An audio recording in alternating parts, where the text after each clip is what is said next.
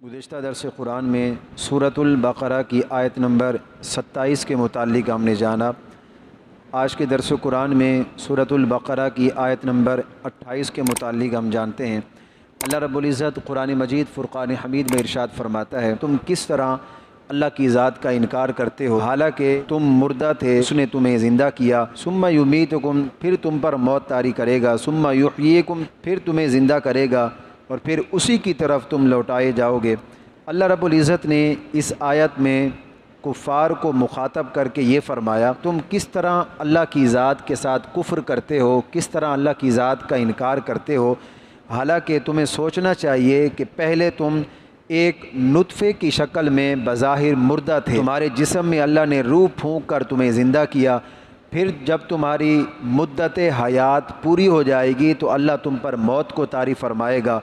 پھر قبر میں سوال و جواب کے لیے یا سور پھونکنے کے وقت اللہ پھر تمہیں دوبارہ جو ہے وہ زندہ فرمائے گا، پھر حشر کے بعد تم اللہ ہی کی طرف لوٹ کر تمہیں جانا ہے، اللہ تمہارے اعمال کی جزا دے گا، اور جب تمہیں اپنے اس احوال کے بارے میں علم ہے تم اس کے باوجود بھی کیسے اللہ کی ذات کا انکار کرتے ہو۔ حضرات گرامی، ایک سوال یہاں یہ پیدا ہوتا ہے، اگر یہ مان لیا جائے کہ کافر اس بات کو جانتے ہیں کہ وہ پہلے مردہ تھے، پھر اللہ نے ان کو زندہ کیا، پھر ان پر موت آئے گی، لیکن موت کے بعد دوبارہ زندہ ہونا، اس بات کو کافر نہیں مانتے، اس بات کے وہ قائل ہی نہیں ہیں، تو اس حیات کو ان کے خلاف بطور حجت پیش کرنا یہ کیسے درست ہوگا؟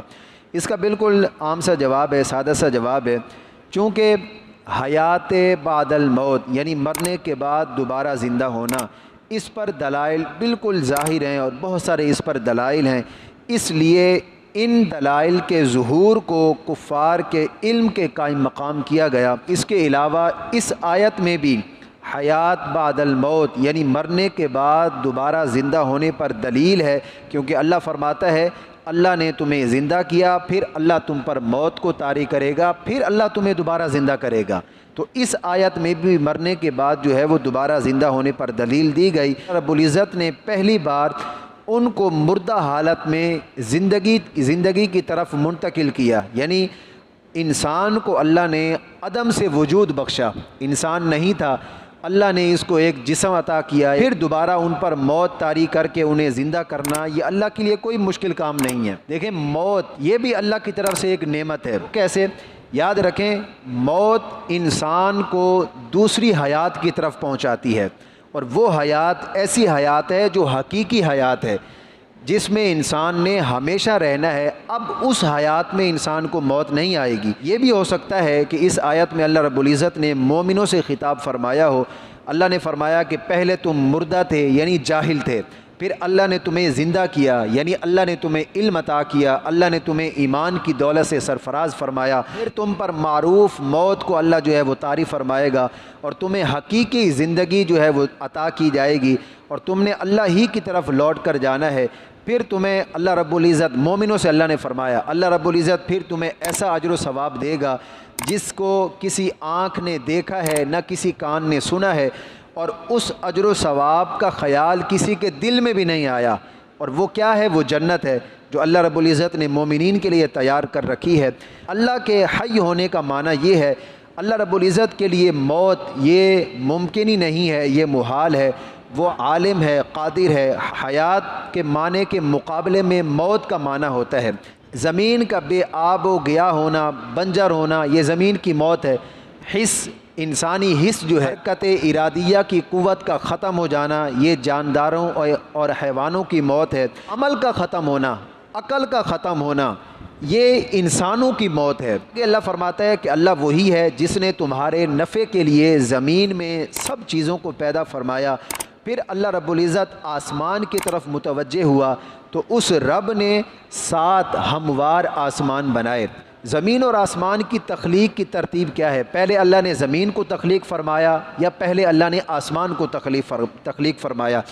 اس میں علماء کرام کا اختلاف ہے۔ بعض علماء یہ فرماتے ہیں کہ اللہ رب العزت نے پہلے زمین کو تخلیق فرمایا، جو کہ اس آیت میں بھی آیا، کیونکہ اللہ نے فرمایا کہ اللہ نے تمہارے لیے پہلے زمین میں چیزوں کو پیدا کیا پھر اللہ آسمان کی طرف متوجہ ہوا۔ اس آیت سے پتہ چلا کہ اللہ نے پہلے زمین کو تخلیق فرمایا پھر اللہ نے جو ہے وہ آسمان کی تخلیق فرمائی۔ جمہور علماء کرام کا جواب بھی یہی ہے، زمین کی تخلیق جو ہے وہ پہلے کی گئی، زمین کو پہلے بنایا گیا، جیسا کہ سورۃ البقرہ، سورۃ حامیم، سجدہ سے یہ بات واضح ہوتی ہے۔ اور زمین کو پھیلانے کا جو عمل ہے یہ آسمان کی تخلیق کے بعد ہوا ہے۔ آگے اللہ رب العزت ارشاد فرماتا ہے اللہ ہر چیز کا جاننے والا ہے۔ ان آیتوں میں اللہ رب العزت نے حشر اجساد پر دلیل قائم کی۔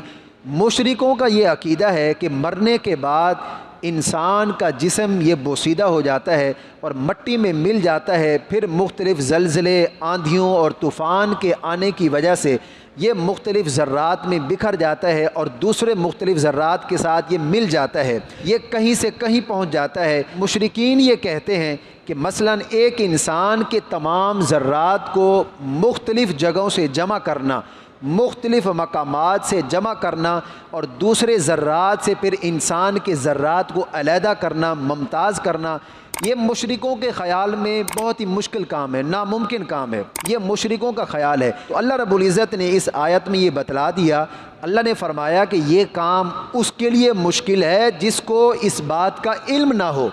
کہ انسان کے ذرات کہاں ہیں کہاں نہیں ہیں، اس کے لیے مشکل ہے جس کو اس بات کا علم نہ ہو۔ اللہ کی ذات تو وہ ذات ہے کہ اللہ کو ہر چیز کا علم ہے، اس لیے ان منتشر ذرات کو پھر سے جمع کرنا یہ اللہ کے لیے کوئی مشکل نہیں ہے، اللہ کے لیے کوئی بعید نہیں ہے، اس لیے بعید نہیں ہے کہ اللہ کو ہر چیز کا علم ہے۔ اللہ رب العزت ہر چیز کے بارے میں جانتا ہے۔ جب وہ تمہیں اور تم سے کئی بڑی بڑی چیزوں کو، آسمان کو، زمین کو بنا چکا ہے، تو پھر تمہیں دوبارہ زندہ کرنا یہ اس رب کے لیے کوئی مشکل نہیں ہے، کوئی بعید نہیں ہے۔ بارگاہ الہی میں دعا کرتے ہیں رب العالمین ہم تمام مسلمانوں کو قرآن مجید پڑھنے، قرآن کو سمجھنے اور قرآن کی تعلیمات پر عمل پیرا ہونے کی توفیق عطا فرمائے۔ وآخر دعوانا الحمدللہ رب العالمین۔